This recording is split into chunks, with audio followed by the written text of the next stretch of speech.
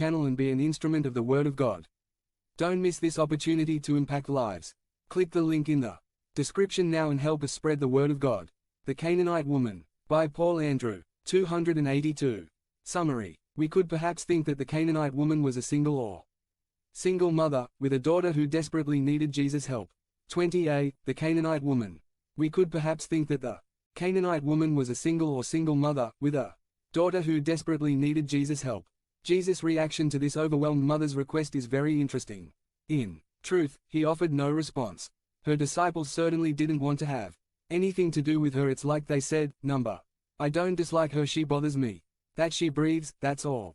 Immediately, as if things could not take an unexpected turn, Jesus turns to the woman and tells her that he has been sent to serve the Jewish community. I have not been sent except to the lost sheep of the house from Israel. To make matters worse, Jesus repeats the saying of the day, that the pagans were nothing but dogs, although the term used by him is little dog, as if to soften his words. Later we see in verse 28 that Jesus celebrates her by telling her, how great is your faith. The Greek word is great, mega faith. 1. The Canaanite woman had to overcome barriers.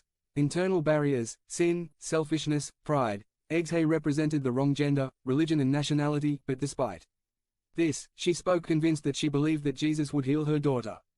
Often, the voices that tell you that you are wrong come from within us. What is the lesson here?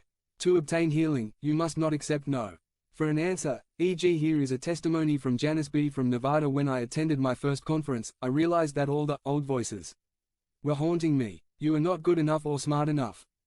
What makes you think then that you have something important to say? But Al-Anon has taught me not to retreat from the miracle. By going through my Al-Anon tool bag and leaning into the moment, those voices dissipated and I was able to open my heart and let the love of the program into it. Realizing the spiritual potential we have only happens when we step out of the comfortable environment around us and start trusting. If I trust that God gives priority to my interests, I ignore those useless voices that distance me from that spiritual potential and let them fade away.